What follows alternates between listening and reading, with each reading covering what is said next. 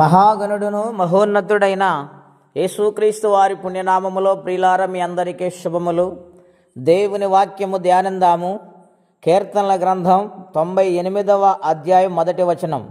యెహోవా ఆశ్చర్యకార్యములు చేసి ఉన్నాడు, ఆయనను గూర్చి క్రొత్త కీర్తన పాడుడే. ఆయన దక్షిణ హస్తము, ఆయన పరిశుద్ధ బాహువు ఆయనకు విజయము కలగజేసి ఉన్నది.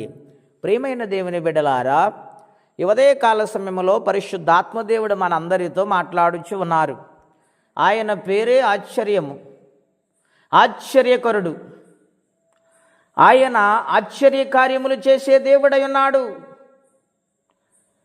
నిర్గమకాండము 14వ అధ్యాయము 16వ వచనములో మోషే మొర్రపెట్టుచుండగా ఎర్ర సముద్రము దగ్గర ఆయన అన్నాడు, నీ చేతిలో ఉన్న కర్రను సముద్రం వైపు చాపు, సముద్రము 2 పాయలుగా మారుతుందని చెప్పినప్పుడు ఆయన ప్రార్థించి కర్రనెత్తినప్పుడు సముద్రము 2 పాయలుగా చేల్చబడింది. ఆరిన నేలను దేవుడు కలగజేసి తన ప్రజలని ఇశ్రాయేలులను ఐగుప్తులు తరుముతూ ఉండగా సముద్రములోంచి వారి ప్రయాణము జరిగింది. ఆయన మేఘస్తంభమై అగ్నిస్తంభమై ఆయన కాపాడుతూ వచ్చారు. శత్రులను అక్కడ ముంచివేసినట్లు మన లేఖనాల్లో చూస్తున్నాం. తన బిడ్డలైన వారి కోసం ఆయన ఆశ్చర్యకార్యము చేశారు. వారు క్షేమకరమైన ప్రయాణము మార్గాన్ని దేవుడు చూపించారు. ప్రియమైన దేవుని బిడ్డలారి, నూతన సంవత్సరములో ఆయన దక్షిణ హస్తము చేత మీ కుటుంబంలో ఆశ్చర్యకార్యము చూడాలనుకుంటున్నారా? అయితే మీరు నిజముగా మొర్రపెట్టి వారిగా మారాలి. ప్రార్థననే ఆయుధమును ధరించుకొని దేవుని సన్నిధానములో పనిచేసి బిడ్డలుగా మారాలి. నీవే ఒక సువార్త పత్రికగా మారినప్పుడు నీ జీవితంలో నీ కుటుంబంలో ఆశ్చర్యకార్యములు దేవుడు చేయబోతూ ఉన్నాడు. విశ్వాసముతో నిరీక్షణతో ఎదురు చూడాలి. పరిశుద్ధాత్మ దేవుడు సహాయము చేసేంత వరకు ఓపిక పట్టాలి. ప్రార్థన చేస్తూ ఉండగా దేవుని కార్యము ఆశ్చర్యరీతిగా కుటుంబాల్లో ఈ సంవత్సరం దేవుడు చేయబోతూ ఉన్నారు. అది ఎటువంటి సమస్య అయినా దేవుడు పరిష్కరిస్తారు. ప్రియులారా, ఆయన శరీరధారి ఉన్న దినాలలో దావీదు కుమారుడా నన్ను కరుణించమని మార్కు సువార్త 10:46 వచనములో ఆ గుడ్డివాడు ఆర్తనాదము చేస్తూ ఉండగా, కేకలు వేస్తూ ఉండగా ఆ మార్గములు వెళుతూనే యేసుక్రీస్తు ప్రభువారు ఆగిపోయారు.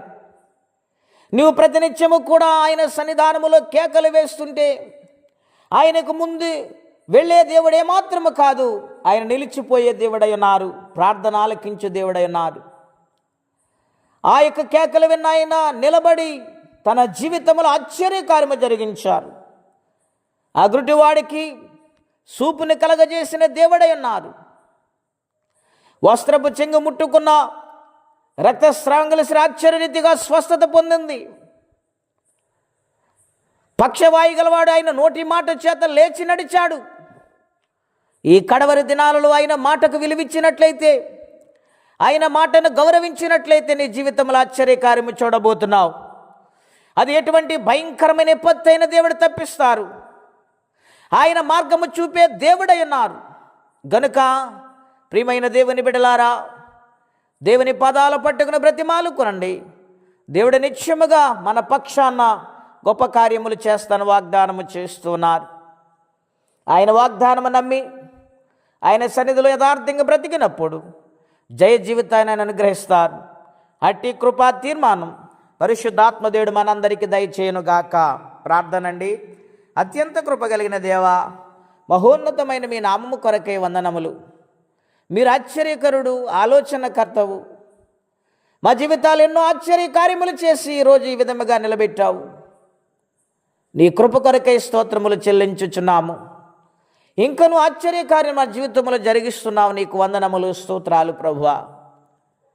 ఇంకా నీ కొరకు నమ్మకంగా యథార్థంగా బ్రతికి నీ పని యందు నమ్మకత్వము కలిగి జీవించు భాగ్యము నాకు మాకు మా అందరికీ దయచేయండి. ఎవరి కష్టములు ఇబ్బందుల్లో ఉన్నారు, సమస్యలు గుండా ప్రయాణము చేస్తున్నారు, వారికి నీ సహాయం పంపించమని, ఈ దినమ దీవెనకరంగా మార్చమని యేసుక్రీస్తు వారి పుణ్యనామములో ప్రార్థించడి పొందినాము తండ్రి. ఆమేన్. దేవుడు దీవించునుగాక.